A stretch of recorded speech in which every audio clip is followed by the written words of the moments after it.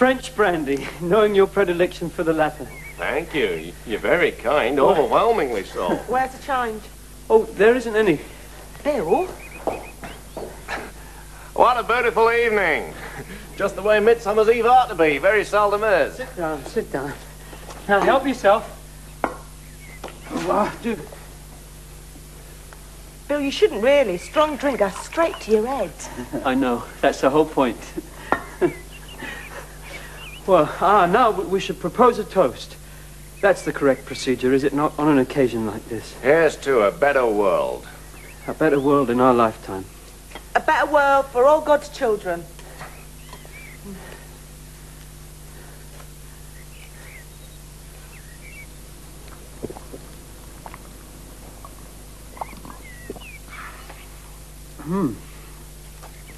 So, would you have the fabric of our society torn down, Mr. Paine? With my bare hands, Mr. Blake, if that were possible. And rebuilt, too, so that every man might benefit and share in the government of his country. Rebuilt, you say? Not just torn down. I do, indeed. Prisons are built with the stones of law. Brothels with the bricks of religion.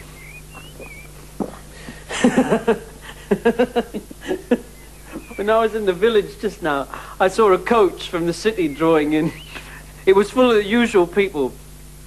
Madam La-di-da! And Monsieur Footlepot and Sir Fa-Fa-Fa and Bishop Gotty Fat. I watched them getting off, chattering and sneering at each other. But last to disembark were two men who pretty much kept their own company. Their faces were pale like the surface of the moon, bloodless. They stood there on the cobblestones looking for all the world like carrion in search of a carcass. Who were they, do you think? Agents of the government, probably, or Bow Street runners. What are you staring at? One of them said to me.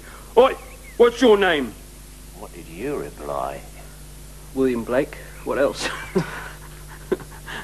Now I think of it, they had green scales instead of skin and bright green tongues that flickered in and out.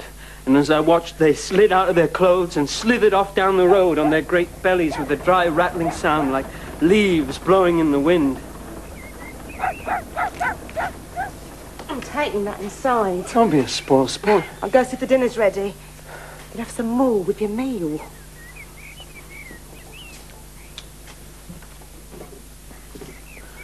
Well, in for a penny.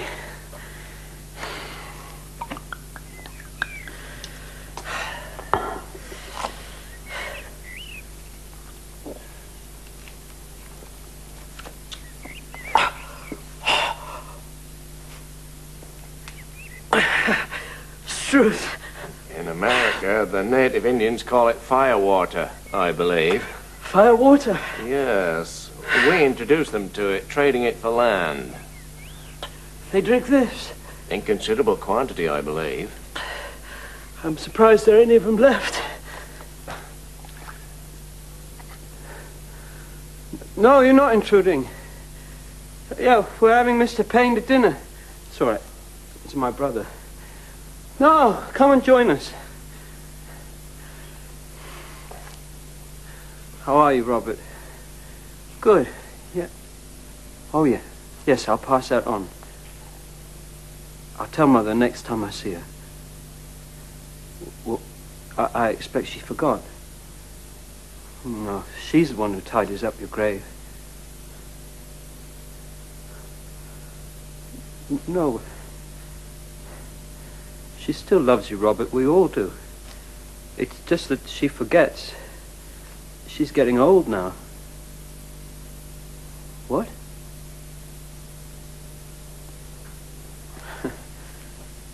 Where Mr. Paine buys his clothes is entirely his affair. It shouldn't concern you. What sort of message?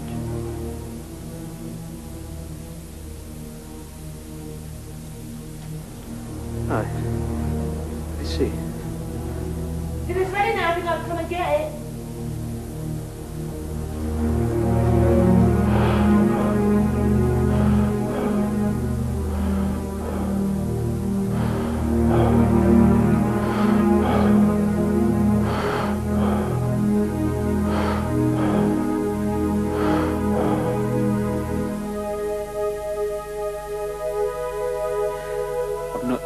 so emotional, so volatile. I mean, people usually get the impression I'm a steady sort of fellow with a mystical turn of mind and an actually discernible halo.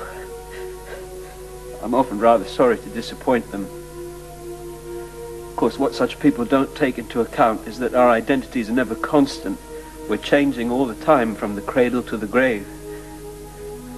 When people are young, they want to overthrow what's gone before, but when they're old, they want to confine everything with laws, to bind and snare and trap. Their inner conservatism creates a political conservatism, which in its turn creates the iron authoritarianism of our present society and the stifling, choking unfairness of it all. I've personified this force and given it a human form. His name is Urizen. He's the old man with the long white beard I was telling you about before. Who then can destroy him? Is there anyone?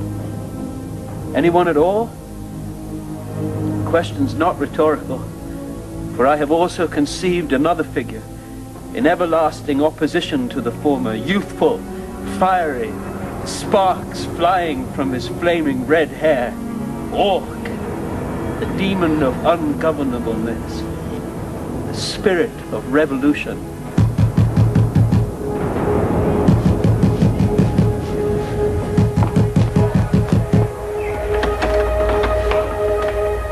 Mr. Blake, that is William Blake, isn't it? There's a meeting tonight. The Elephant Cross, yes, political matter.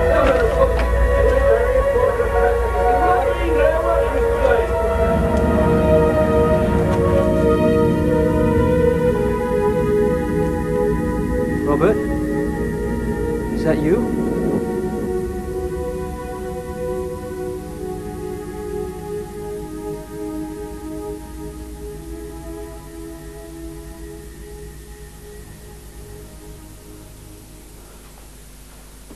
William, your dinner's getting cold. Oh, well, won't be a minute. Who was at the door? I recognized a few faces, but I couldn't tell you what their names were. There's a meeting apparently at the Elephant and Castle. One of them had an iron bar in his hand. It's a little matter of politics, Mr. Blake, one of them said to me with a grin going up one side of his face. At that, I bid them all good night and firmly closed the door. Perhaps Mr. Paine should stay the night. It's not safe for him walking back to London on his own. There's sheets on the spare bed. I'll see to it in a minute. I had a message from Robert. He had a vision of Tom Paine in a cell no bigger than a child's grave, his hands and his feet cut off. Is that what's going to happen? It's a possibility. If you imagine the future as a series of forking paths, at the end of one of those paths is the future Robert saw, but there are many other futures, some even more terrible. You mustn't tell him. No, I won't, not directly. Hello.